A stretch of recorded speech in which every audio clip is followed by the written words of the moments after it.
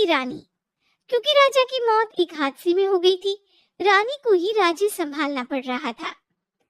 रानी का नाम था रानी रश्मिवती। रानी ईमानदार थी और प्रजा की सेवा में लगी रहती थी। एक दिन उसके दरबार में 3 नौजवान आए, रमेश, सुरेश और दिनेश। कहो, क्या सहायता कर सकती हूँ मैं तुम्हारी? हम आपके दरबार में काम करना चाहते हैं ताकि जनता की सेवा कर सके। लेकिन अभी तो तुम्हारी उम्र बहुत छोटी है, तुम लोगों को तो अभी अपनी पढ़ाई पर ध्यान देना चाहिए। हमारा मन पढ़ाई में नहीं लगता।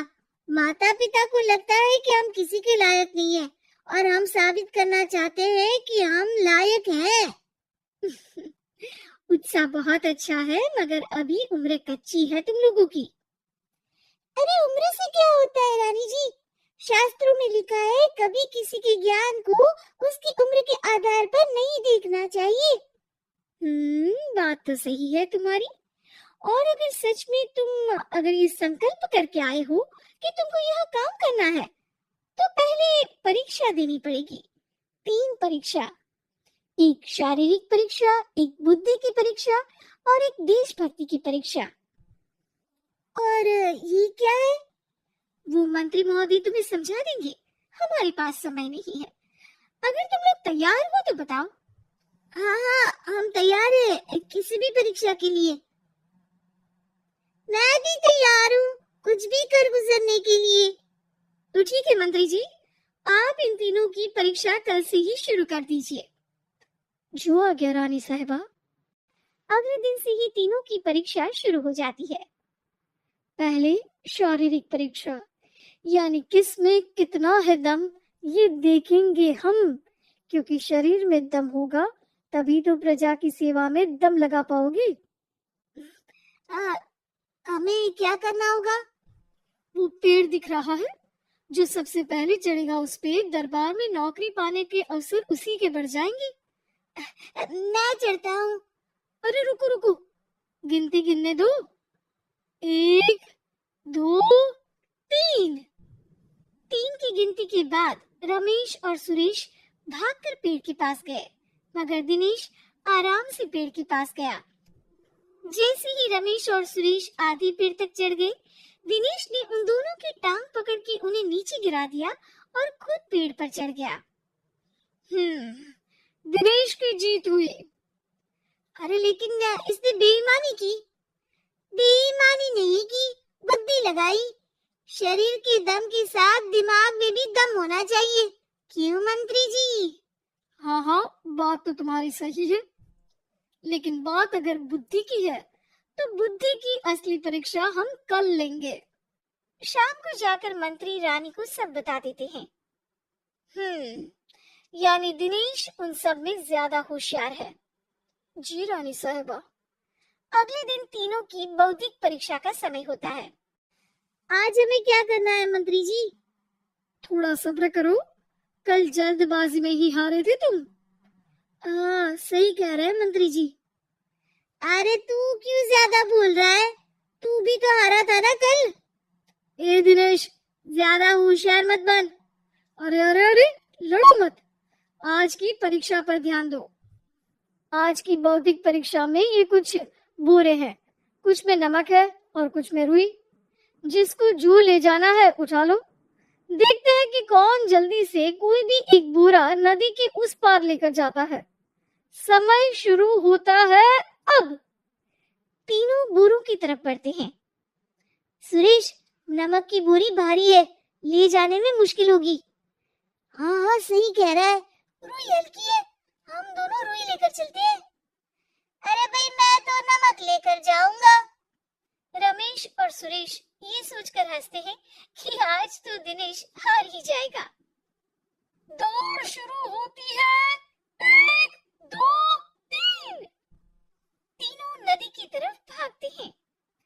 रुई में वजन कम होने के कारण रमेश और सुरेश आगे निकल जाते हैं और दिनेश थोड़ा पीछे।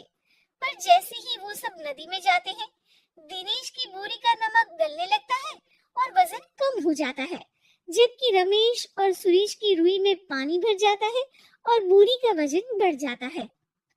अरे ये इतनी भारी क्यों हो गई रमेश? अरे मुझे क्या पता, शायद जादू ही बुरी है। अरे लगता है कि हम बेवकूफ बन गए। बने नहीं हो, तुम हो ही बेवकूफ। इतना तो पता होना चाहिए कि पानी में नमक गल जाएगा। दिनेश का पूरा नमक गल जाता है और बोरी खाली हो जाती है। वो जल्दी से रेस पूरी कर लेता है। इस परीक्षा की विजेता भी दिनेश ही है। उसने दिमाग लगाकर दिखा दिया कि वो बौद्धिक परीक्षा में भी रमेश और सुरेश से आगे है। अब कल तुम्हारी देशभक्ति की परीक्षा होगी, जो स्वयं रानी मां लेंगी। रात को फिर मंत्री रानी के पास जाकर बता देती है कि आज की परीक्षा में कैसे दिनेश ने अक्लमंदी दिखाई और बौद्धिक परीक्षा में भी उसी की जीत हुई। अरे वाह, दिनेश तो हमारे बहुत काम आ सकता है। हम उत्साहित हैं कल की परीक्षा के लिए। वो तो ठीक है रानी साहिबा, लेकिन हमने सुना है कि पड़ोसी राज्य का राजा आकाशदीप हमारे राज्य की सीमा में घुसपैठ कर रहा है। ये तो चिंता की बात है, हमें जल्दी कुछ करना चाहिए। अगले दिन रमेश, सुरेश और दिनेश अपनी आखिरी देशभक्ति की परीक्षा के लिए दरबार में आते हैं। प्रणाम रानी साहिबा। नमस्कार रानी जी। प्रणाम रानी माँ। हमने तुम्हारी परीक्षा पर गौर किया। दिनेश आगे हैं। हम तुम तीनों में से किसी दो को ही दरबार में काम दे सकते हैं। किसी एक को आज जाना होगा। तो देशभक्ति की परीक्षा के लिए तैयार हो? पूरी तरह से। मैं तीनों से एक ही सवाल करूंगी। जिसका जवाब सबसे सही लगेगा उसे तो नौकरी मिल ही जाएगी। फिर दूसरे सबसे सही जवाब देने वाले को भी काम मिलेगा।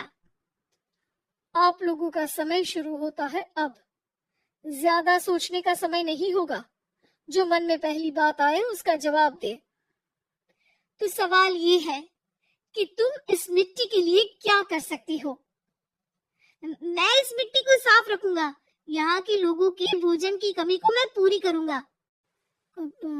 मैं यहाँ के लोगों को गले लगा लगा के उनको खुशी दूंगा रानी माँ, और गरीबों के लिए घर बनवाऊंगा। मैं इस मिट्टी के लिए किसी की जान भी ले सकता हूँ रानी माँ। मंत्री, दिनेश को एक तलवार दो। जी रानी जी। दिनेश, पड़ोसी राज आकाशदीप की जान तुम्हारे हाथ में है। जाओ अपना काम पूरा करो। आज रात को तुम उस पर हमला करोगे जब वो सो रहा होगा। दिनेश वहां से चला जाता है। रानी माँ, ये आपने क्या किया? अभी किया नहीं है मंत्री जी। आप आकाशदीप को संदेशा भिजवाओ कि पड़ोसी देश का एक कातिल रात को उन पे हमला करेगा और दिनेश को पकड़वा दो। अरे ये आप क्या कह रही हैं और क्यों कर रही हैं आप ऐसा? राजा को लगेगा कि हमने उसकी मदद की, उसकी जान बचाकर। वो हमारे राज्य का पीछा छोड़ देगा और हमारा एहसानमंद हो जाएगा। और दिनेश का क्या होगा? इस राज्य को दिनेश जैसे शातिर और लड़ाकू लोगों से ज्यादा जरूरत है ऐसे लोगों की, जो लोगों को खाना खिलाने की और खुश करने की बात करे। और ये गुण सुरेश और रमेश में है। इन्हें नौकरी दे दो। दिनेश बहुत चतुराई से नौकरी हड़पना चाहता था, जिसके लिए उसने रमेश और सुरेश जैसे दोस्तों का भी नुकसान किया। पर रानी ज्यादा चतुर निकली। उसने एक तीर से दो निशाने लगाए। दिनेश जैसे खूंखार युवक को राज्य से बाहर करवा दिया और पड़ोसी राजा आकाशदीप को अपना एहसानमंद कर लिया। पूरा दरबार रानी की जय जयकार कर रहा था।